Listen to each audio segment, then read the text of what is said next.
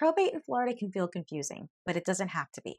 Hi, I'm Alecia C. a Florida trust, estate, and probate attorney, and the owner of Genesis Law. In this video, I'll walk you through the probate process from start to finish so you'll know exactly what to expect. And if you'd like more straightforward guidance on probate and estate planning, don't forget to like this video and subscribe so you'll be the first to know when new videos are posted. Let's get started.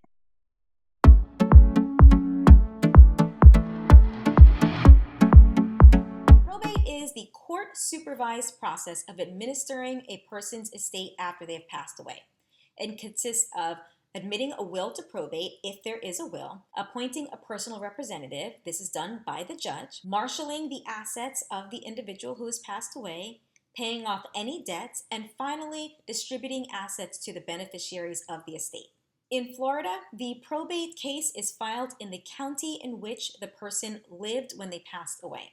The first step in opening a probate in the state of Florida is filing an original short form death certificate as well as the original last will and testament if there is one. The short form death certificate does not include the cause of death. That's different from the long form, which does have a section titled cause of death. Because someone's cause of death is not public record immediately, we are not allowed to file the long form death certificate in the probate court. It has to be the version that is a short form without cause of death. If you do not have a will or you do not have the original will, there is a different process that has to be followed in the probate case. If the original will cannot be located, then the state law presumes that the testator, that is the person who signed the will, intended to either revoke or destroy that will. It's done by an evidentiary proceeding where we bring in witnesses who are able to testify that this person never changed their wishes, they never changed their will. I've known Auntie May for my entire life, and Auntie May always said that she was going to leave this house to this cousin. And I knew that it was in her will because I remember when she went and got the will signed and she never ever said anything about changing her plans. And so that's the kind of testimony that we would have to bring into the court to overcome that presumption that the will was destroyed or revoked. If someone does not have a will, then they have died intestate. You can watch this video to learn about intestate succession in the state of Florida. In other words, what happens to your assets? How will they be distributed if you die without a will in the state of Florida? In the case of a person who dies intestate or without a will, we're going to also have to file an affidavit of heirs. The affidavit of heirs is a family tree where we have to list for the court the names of various family members, their addresses, if known, as well as dates of death, if applicable. For some people in the family tree, we may also have to provide their death certificates. Once we have gone through the process of filing the death certificate and any wills and any affidavit of heirs, we also have to file a petition for administration with the court.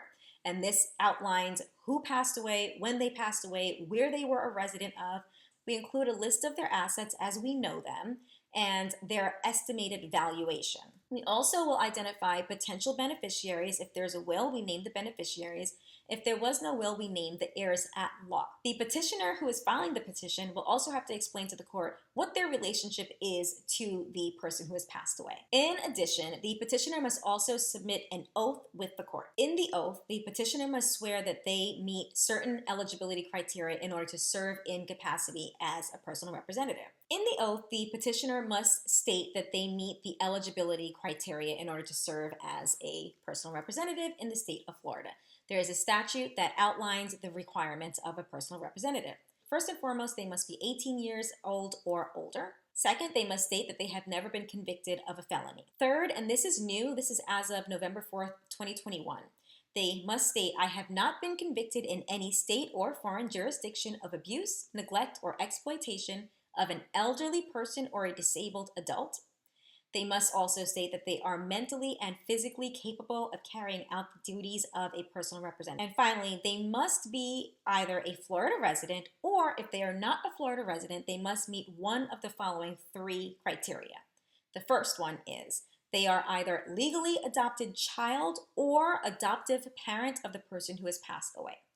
Number two, related by lineal consanguinity, which means they are either a descendant, so child, grandchild, great-grandchild, or parent, grandparent, great-grandparent of that individual, a spouse or a brother, sister, uncle, aunt, nephew, niece of decedent, or someone related by lineal consanguinity of such person, so of any of those people that I just outlined specifically. And the third option, if you are not a Florida resident, is you are married to, you are a spouse of one of the otherwise qualified people that we've listed in options 1 or 2. The person who is asking the court to appoint them as the personal representative of the estate must also indicate and affirm that they will faithfully administer the estate in accordance with Florida law. The final thing that is outlined in the oath is they have to appoint someone as their registered agent. This is typically going to be the attorney that they have retained to handle the case. In Florida, you have to have an attorney represent you if you are filing a probate, unless it is a small probate estate. We don't handle small probate estates. They're very de minimis, and you can actually obtain the packet for a small probate estate directly from the county clerk's office. So once you have filed the petition and the oath and the supporting documents, you're also going to submit a request to ask the judge to enter the order. The judge might require that a bond is posted, and if they do, what's going to happen is they will enter an order appointing so-and-so as the personal representative, and in the order they will state that the person has to first post a bond in a specific amount. If there is bond language in the order, then the individual is going to have to reach out to a surety and bond company. They're going to have to acquire the bond, and then we submit proof to the court of the fact that the bond has been issued. And once we submit that proof to the judge, we ask them to issue the letters of administration. Letters of administration are not actually letters. They are court orders issued during the probate case to authorize the personal representative to begin the process of administering the estate. It basically serves as proof to the world that this person has been appointed as the administrator. And that's very important because in order to begin communicating with some of the financial institutions or whomever may hold assets of the decedent, they're going to need a certified copy of those letters. And the judge will not issue those letters until we go through all of the steps to open up the probate properly and initiate the proceedings and show the judge that this individual is entitled to serve as personal representative, they are capable of serving as personal representative, and if there are any people who have a superior right or interest in serving as personal representative, we have to name those individuals.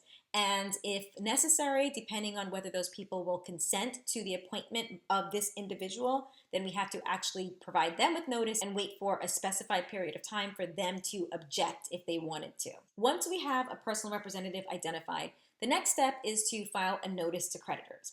What this does is it begins the clock running on the statute of limitations for creditors to file their claim. Yes, creditors do still have claims against the estate after you pass away. So what we do is we serve the notice to creditors on any known or ascertainable creditors. These are creditors that we reasonably should know exist. So for example, if you're seeing letters from Chase Bank and Bank of America and whomever else coming to the house, you know that these are known creditors of the decedent, and so we have to make sure that we send them notice. The notice to creditors is sent by certified mail, return receipt requested, or any other method that provides for a signature upon delivery. Once you send the notice to creditors to those known creditors, they now have a 30-day period to respond and file a claim in the probate case. If they do not file their claim within those 30 days, their claim is barred. For other creditors, so creditors that we don't know exist, we're going to publish a notice to creditors in a local newspaper. It is actually the exact same notice to creditors, it's just going to be published. And for those creditors, they have a 90-day period to file their claim in the court. We start counting the 90 days from the first date of publication. The publication is actually going to be run on 2 consecutive weeks, but we count from the first day, and that's 90 days. If they don't file their claim within those 90 days, again, they are also time barred. What happens if there is a creditor that you most certainly should have known existed and you fail to give them that 30-day notice? In that instance, they have the full period of 2 years within which to file a claim. Now understand that by those 2 years, you could very well have been done with your probate case. Everyone could have received their money and we're all just minding our business, spending our inheritance. This is why it's extremely important that when you start a probate, if you have a family member that you are opening probate on behalf of, it's very important that you provide the attorney with any and all known creditors, because this could be the difference between 30 days and 2 years for that creditor to come out of the woodwork and ask for their money. Once we have all known creditors, sometimes they will file claims and we deal with those claims as needed. There is a hierarchy of how claims are to be paid by the estate. If there aren't sufficient funds in the estate, then there's nothing to pay out. But if there are funds, you may have to divide it among different classes of creditors. In Florida, we have 8 different classes of creditors in a probate case. The first class, it's called Class 1, is costs, expenses of administration, compensation of personal representatives, and attorneys of the estate. Class 2 consists of reasonable funeral, interment, and grave marker expenses, whether paid by the guardian, the personal representative, or any other person, not to exceed the aggregate of $6,000. So you have a $6,000 cap on all of those funeral, end-of-life related expenses. Class 3 of creditors consists of debts and taxes, with preference for claims in favor of the state for unpaid taxes, court costs, fees, or fines. Class 4 are your reasonable and necessary medical expenses and hospital expenses incurred within the last 60 days of someone's life. So this is just really making sure that clinics and hospitals aren't declining to care for someone towards the end of their life. So when they're really seriously ill, simply because they don't think they'll get paid, they now have a pretty high level of priority in the class of claims here in Florida. Class 5 consists of family allowance where necessary.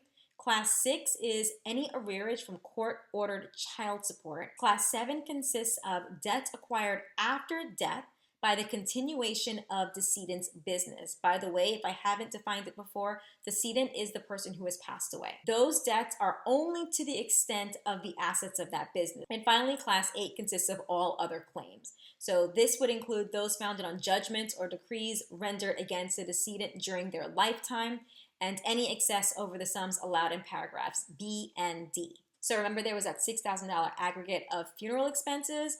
Well, if let's say they spent $8,000, this is where that other $2,000 would be. So only the first $6,000 goes under your Class 2 claims. So if there are no funds remaining after the preceding class is paid, then the next class that is out to be paid, they're going to receive a payout, but it's going to be based on the proportion of their estate claim. So it's a pro rata share based on how much they are claiming they're entitled to. Once the creditor periods have expired, so that 90-day period is going to be your longest one, and we've dealt with any creditor claims either by paying them, negotiating settlements of an amount less than, or getting rid of it completely because there are no funds available to pay them out, dealing with any late filed claims, so you want to strike any claims that are filed late, selling, liquidating any assets that are not going to be transferred to beneficiaries outright. So if there's a house and we're not going to sell it because the will left that home to so-and-so, you might need a deed depending on what kind of property it is. If it is the homestead in the state of Florida, we're going to actually have an order. We file a petition with the court asking the judge to declare that home as the homestead.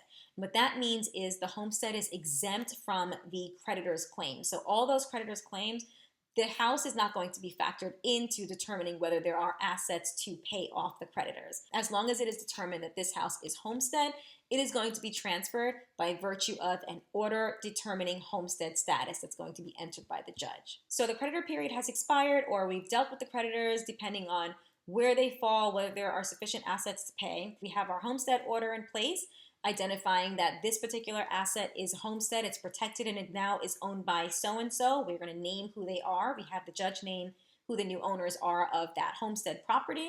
If there were any exempt properties involved, we also will have obtained an order from the court determining those particular assets as exempt. In Florida, you're entitled to up to $20,000 value of household furnishings, as well as 2 personal vehicles. There is a weight restriction on that, but it cannot be business vehicles. It has to be personal vehicles, and you get 2 of those that are exempt. Those get transferred as well. The personal representative is required to file a signed inventory with the court within 60 days of them being appointed as personal representative. This inventory is very important because all of the beneficiaries are going to know exactly what kind of assets we're dealing with. The inventory, although it's filed with the court, it is not public record. The process of closing the estate begins with filing a final accounting. The final accounting is literally what it sounds like. You are going to, again, restate what the assets of the estate were. If anything was liquidated, you're going to also indicate this was sold, blah, blah, blah. You're going to itemize the amount of compensation that has been paid to the attorney, the personal representative, and any other professionals that have been retained by the personal representative on behalf of the estate. Some estates may need a professional appraiser to determine the valuation of certain assets. You might need a CPA to assist with certain taxes that have to be filed. You may actually need to bring in someone to value a business. These are all people that have to be compensated in some way, and you have to let the court know how those people have been compensated. In the final accounting, you will also list any and all creditors that have been paid out of the estate funds. You will submit a plan and petition of distribution, and so this is also going to list how much is going to be paid or what is going to be distributed to the individual beneficiaries or heirs at law. Now, if you don't have consents from the people involved, then you're going to have to serve that, and they have a set period of time within which they have to object. If they don't object, then you're free to move forward, but they have to have that right of objecting. It's important. We do not make those distributions to the beneficiaries or heirs at law until they have either waived the accounting, consented to the accounting, or they have received notice and 30 days. That's the period that they have to object. So once the 30-day period expires, then we can go ahead and we can start distributing the assets. When we send those distributions to the beneficiaries, if they aren't going to come to the attorney's office to pick up their check, then what we do is we include a copy of a receipt and ask them to sign it. In general, most people will go ahead and sign the receipt, but I have had situations where people don't sign that receipt, and it's okay. I am able to use the cashed check as proof that they have accepted their distribution, because remember, they didn't object within those 30 days, and now they've received their payment and they haven't objected again, and they cashed that payment. We can show the court, look, they basically consented. If no one objects to the plan for distribution, then I don't need an order of distribution. We're good to go at that point. And what I can do at this point is really wrap up the estate by filing a petition for discharge. That petition for discharge is telling the court, look, we have administered the estate, we've paid all qualifying debts, we've distributed the assets to the beneficiaries or heirs at law, and judge, we are simply waiting for you to enter an order closing out the estate and relieving the personal representative of their obligations and liabilities under this probate case. Now, that is the probate process in the state of Florida from start to finish. I definitely skipped over some of the nuances to make it a little bit more easy to understand, but in a nutshell, that's what probate looks like here in the state of Florida. Thank you so much for watching. I know probate can feel overwhelming, but you don't have to go through it alone. If you'd like personal guidance with your specific situation, you'll find the link in the description box below where you can schedule a consultation with me. I'd be happy to go through your options. And if you found this video helpful, please like and subscribe so you'll be the first to know when I share more tips on probate and estate planning. Take care, and I'll see you in the next video.